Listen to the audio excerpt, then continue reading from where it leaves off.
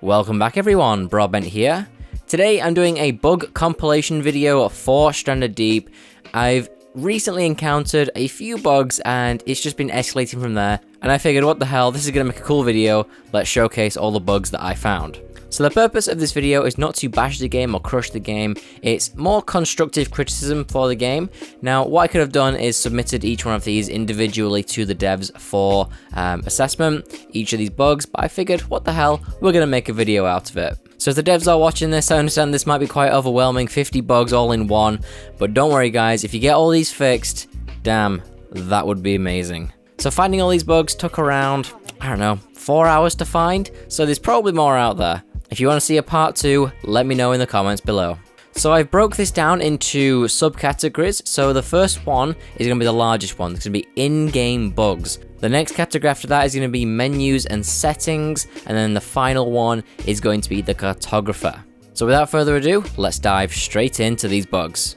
Closing a door while the player is in the doorway will elevate the player above the doorway and anything else in the way.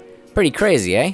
The squid boss doesn't fight back if you stay in the water. Now this was a little bit temperamental, sometimes it did, sometimes it didn't. But the majority of the time it didn't. So what I did was I got on the buoy and I dived straight down. I then started the fight by getting too close or with an arrow, and I didn't go too far away from the chain. And I'm pretty sure that is what caused it not to attack.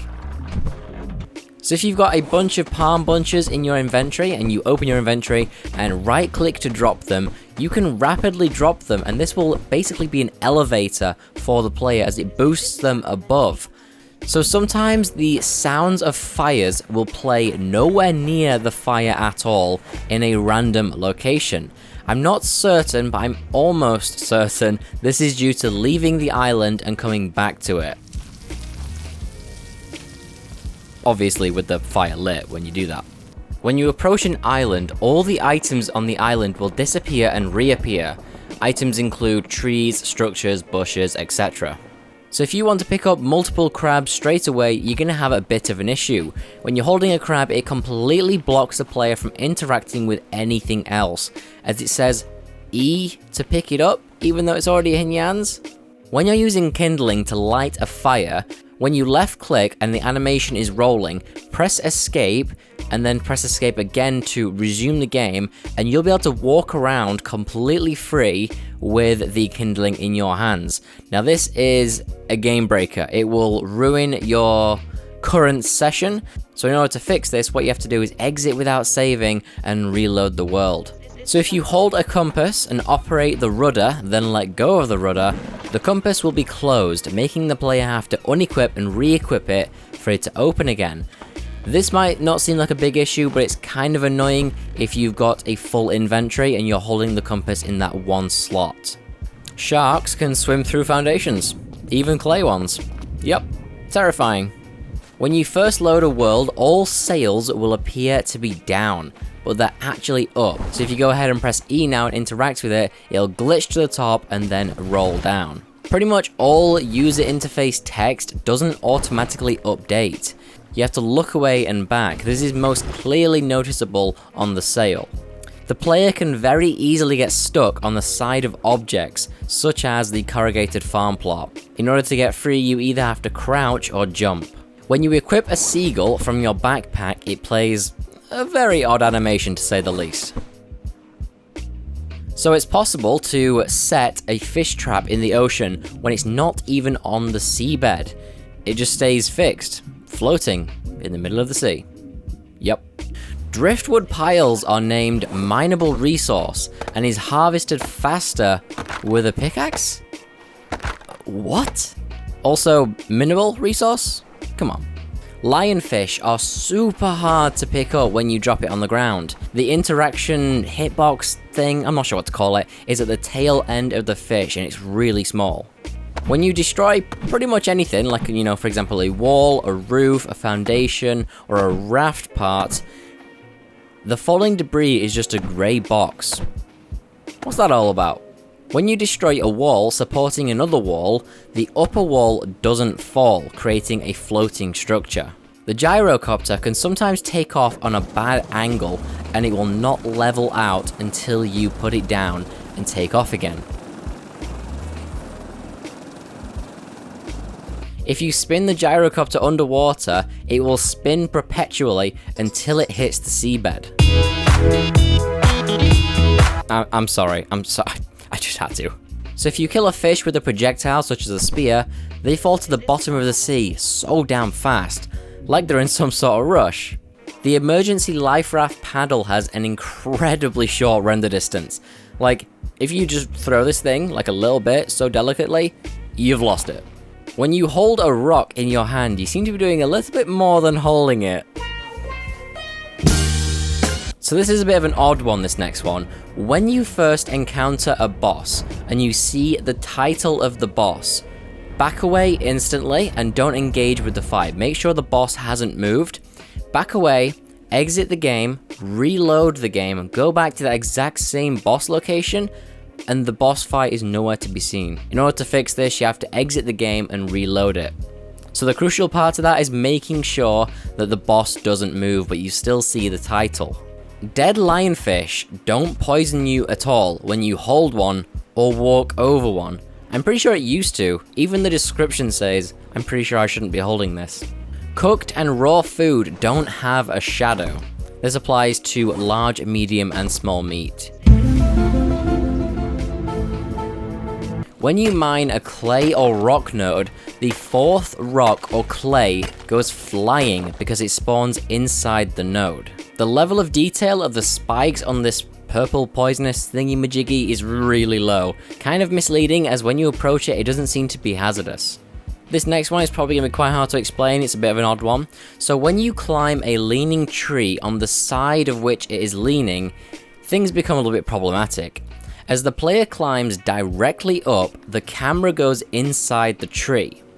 When the camera is fully in the tree, the player will snap to the top of the tree, making it impossible to get down safely as you're trying to shimmy through the log below.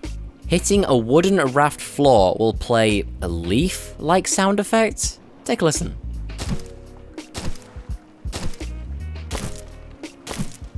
Okay, so the fuel still boiler, campfire, empty campfire, meat smoker, pit, water still, plank station, loom, furnace, all of which don't have any sounds when you hit them. This is super misleading as it leads the player to believe that it's not taking any damage. They also have no destruction progress bar, so you really can't tell if you're destroying it or not. So now we're going to move over into the menus and settings section. So the first one is that in the main menu, the continue button is automatically highlighted when you load the game. If you left click anywhere on screen, it will fix it. This next one is super obnoxious. If you're going to fix any of these, make sure it's this one. The music is always playing in the main menu. Changing the volume in the settings does adjust the volume, but it will reset to 100% when you return to the main menu. Ben, for the love of God, fix it. So when you set your mouse smoothing to 100% and you spin quite fast, the smoothing rejects the spin and almost bounces back. You can see this in the clip right now, so if you're wondering what I'm doing, is I'm just looking around really fast. When you're in game and you press escape to go to the menu, the resume button is automatically highlighted. Once again, this can be temporarily fixed by left clicking anywhere on screen, but as soon as you come back into the menu, it will be highlighted again. So this is a pretty big one. The heads up display information setting simply doesn't work. Disabling or enabling the crosshair in the settings menu doesn't update the crosshair automatically. In order to update it, what you gotta do is look at an item or an object and it will update. If you have your music set to 0% when you load your save, it will be on 0%. However, when you go into settings audio, the volume will reset to 100%, making it impossible to reset. To fix this, you have to reload your save. So now moving on into the Cartographer bug-related section. The first one is that sea forts have purple windows when you actually load up the island. They fixed this in the editor, but still they have purple windows in-game. This is a huge one. Devs, please fix this. Ben, you've got to do this for me. Large and detailed islands cause massive stutters when the player looks at them. Now, as you can see on screen right now, I'm surrounded by custom islands, and all I'm doing is spinning. And I'm reduced to like 3 FPS. It is unbearable. Do take note that this is not only for custom islands. Procedural islands with a lot of item structures also causes this lag. Shipping containers are missing from the Cartographer. Not sure why, but they should be there. Here's another big one. Marlin, the great white, and tiger sharks don't spawn on custom islands. Now, if you are fast enough, you can see that they spawn for a second and then do disappear, as you can see right here. I'm a poet and I didn't know it. Quitting the island editor takes around 5 seconds. Now, the problem with this is it doesn't let the user know. This leads them to believe that it's not quitting, and it's actually possible to click resume and carry on. So the sea forts with the round tops disappear when you load the island, no matter what. At least with my testing anyway. The plus-shaped forts, I don't know which one's which, so I'm just calling them by the shape of the top. The plus-shaped forts disappear when you load the island. However, this is very inconsistent and random. Take a look at this gameplay right here. I'm checking out a bunch of different custom islands, and some despawn, some don't. It's super random. I'm not sure what causes this, but this needs to be fixed.